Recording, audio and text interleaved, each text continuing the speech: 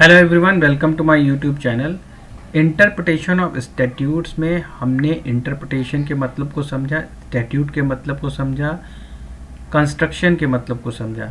Interpretation और construction में difference देखा, स्टैट्यूट और लॉ में डिफरेंस को समझा। इसके बाद हमने क्लासिफिकेशन ऑफ स्टैट्यूट के बारे में बताया।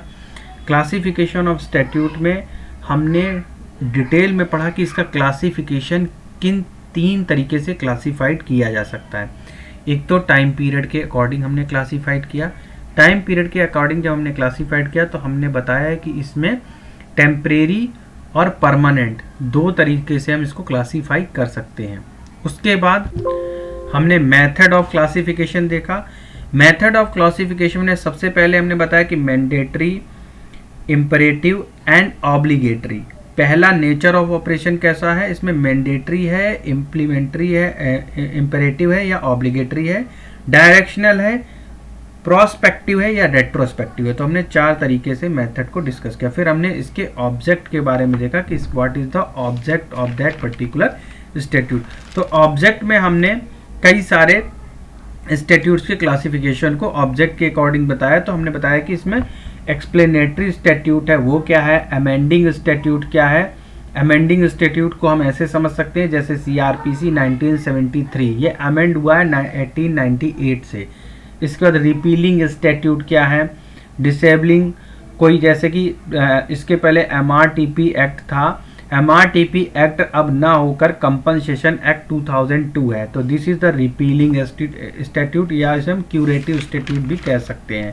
इसके अलावा हमने टैक्सिंग स्टैट्यूट की बात की। टैक्सिंग स्टैट्यूट में जो डिफाइंड है उसके तहत अगर टैक्स इम्पोज होते हैं तो वैलिड है, अदरवाइज नहीं। लाइक इनकम टैक्स है, वेल्थ टैक्स है, सेल्स टैक्स है, गिफ्ट टैक्स है। इसके बाद पीनल स्टैट्यूट को मैंने डिस्कस किया था। पीनल स्टैट्यूट में मैंने एग्जांपल दिया था, जो भी ऑफेंस हैं वेरियस टाइप के उनमें उनको इस पीनल स्टैट्यूट में कन्वर्ट किया गया और इनके ऊपर ये इम्पोज होते हैं स्ट्रिक्टली। जैसे कि आईपीसी आर्म एक्ट 1959, जो आर्मी एक्ट है 1959, वो prevention of food adulteration act 1954, ये सारे तुम्हारे पीनल स्टैट्यूट में आते हैं।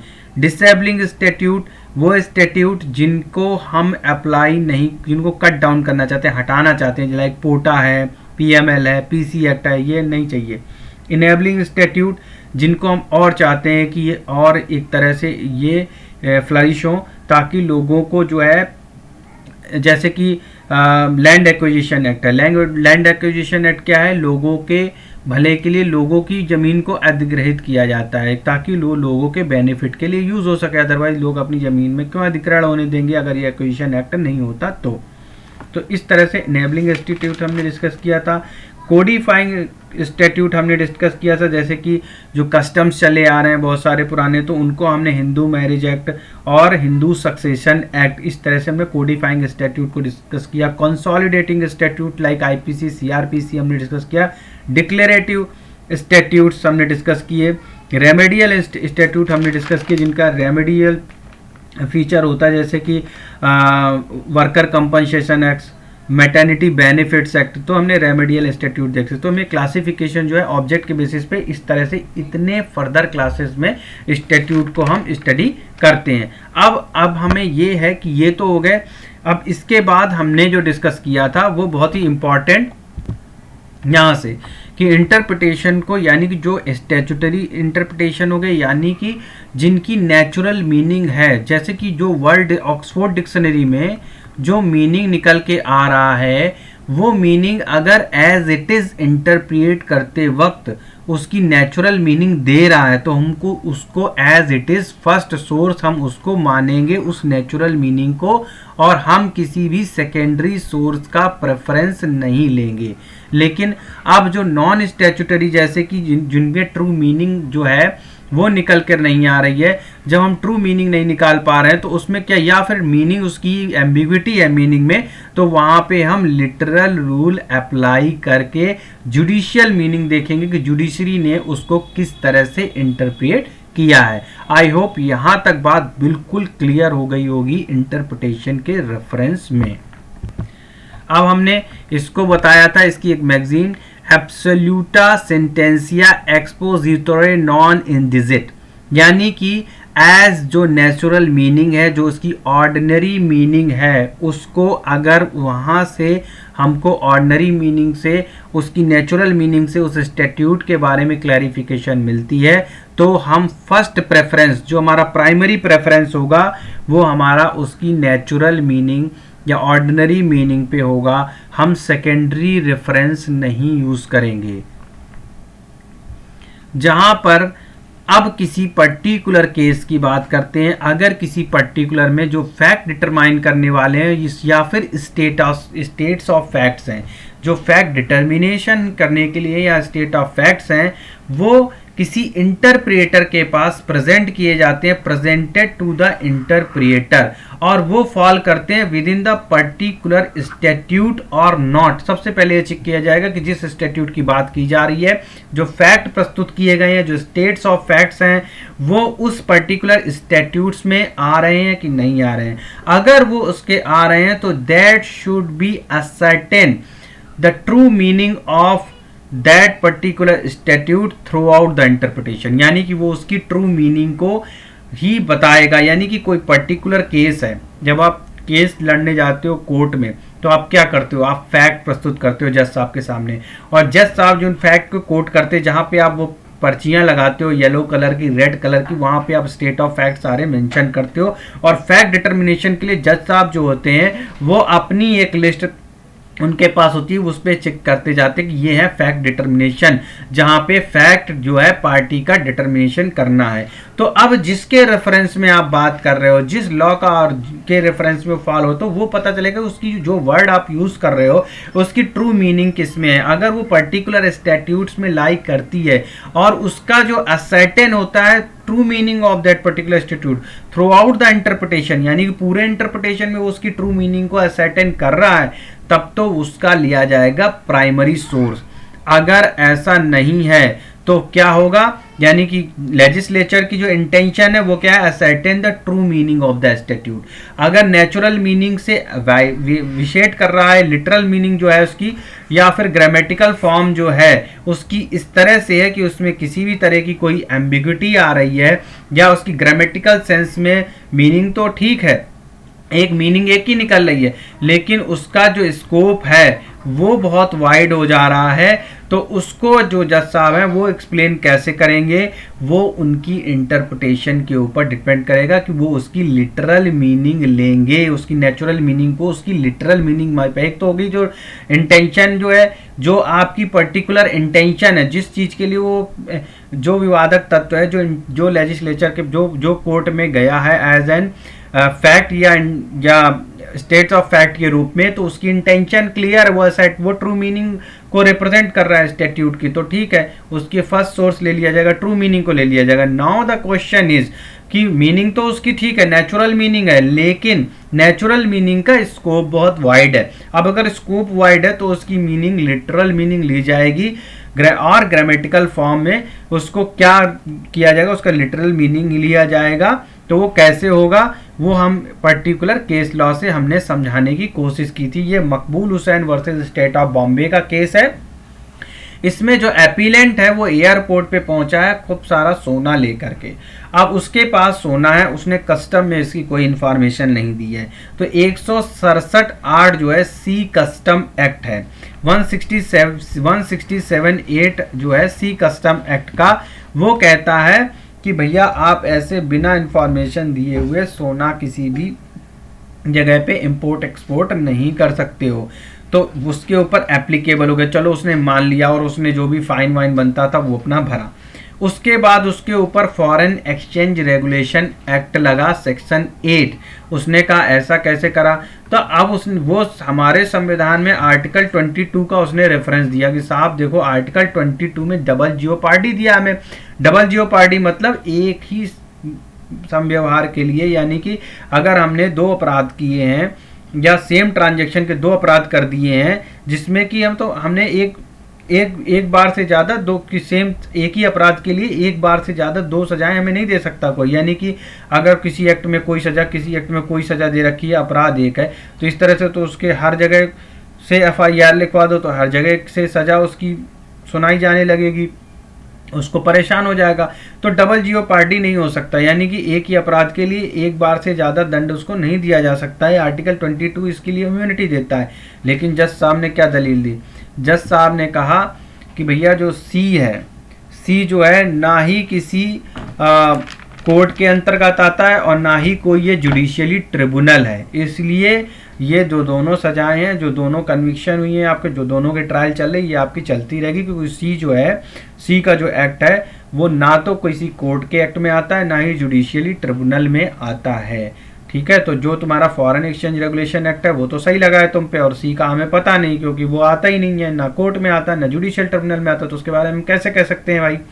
तो ठीक है जी, 2 बार। तो एक तो ये केस आपको याद रखना है बिल्कुल, मकबूल Hussain versus state of Bombay. ठीक है, अच्छे से समझ में आ गया होगा, नहीं आया होगा तो आप कमेंट बॉक्स पे कमेंट कीजिएगा, तुरंत आंसर मिलेगा। केस 2 मैंने बताया था Motipur Zamindari private limited versus Bihar राज्य। इसमें sales tax act of Bihar के बारे में बात की गई है।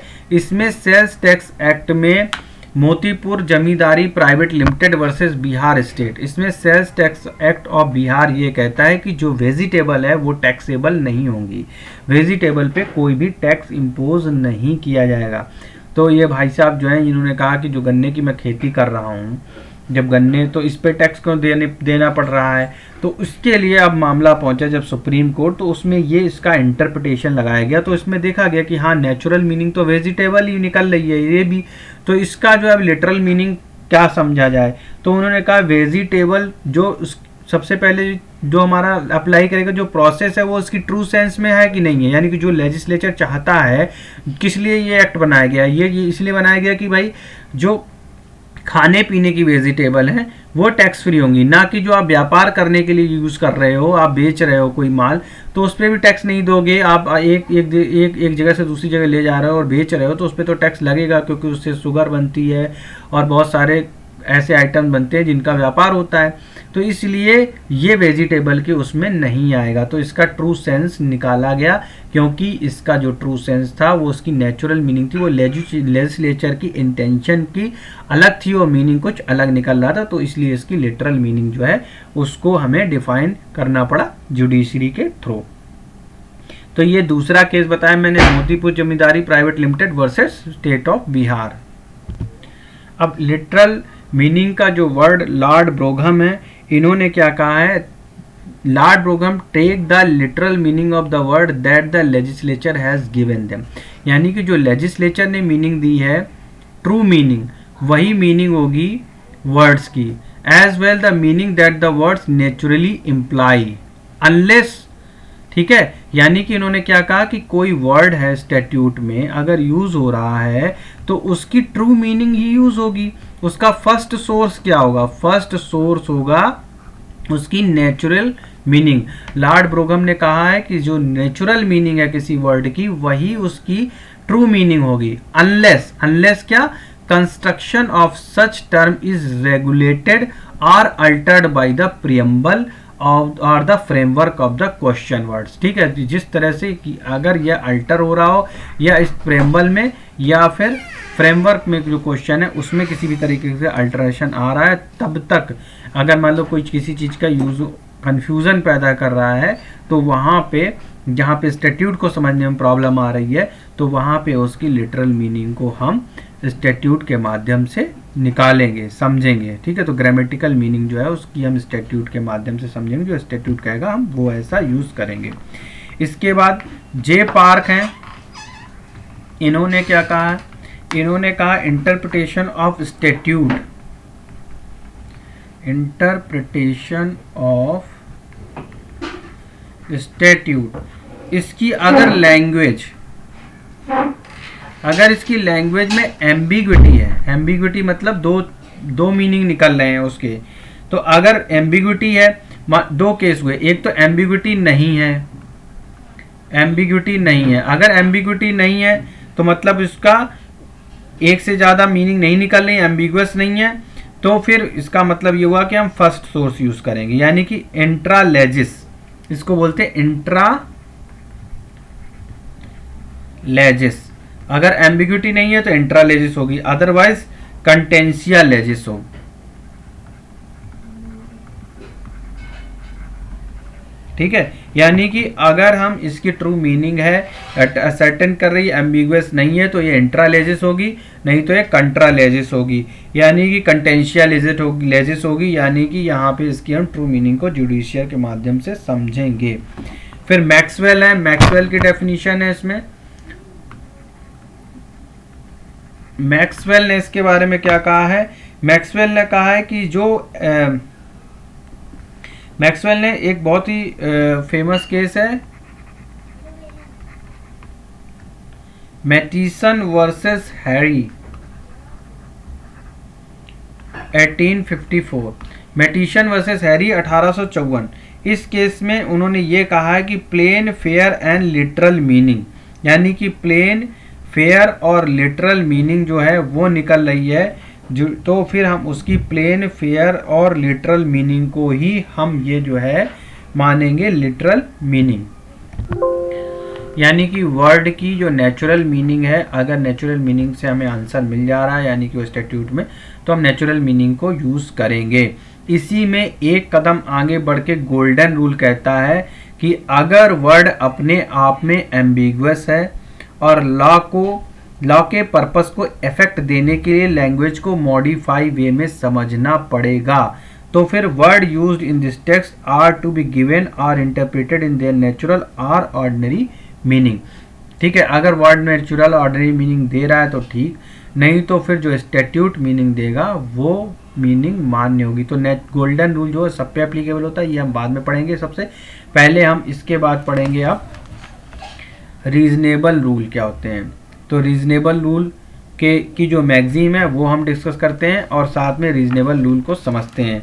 अगर अभी तक आपने हमारे चैनल को सब्सक्राइब नहीं किया है तो छोटी सी रिक्वेस्ट है, आप चैनल को लाइक और सब्सक्राइब जरूर करिए, साथ ही साथ इसको बेल का आइकन प्रेस कर दीजिए ताकि नोटिफिकेशन जो है सबसे पहले पहुंचे आप तक। Thank you for watching. ये वीडियो थोड़ा लंबा हो रहा है, नेक्स्ट वीडियो में हम रीजनेबल रूल को समझते हैं।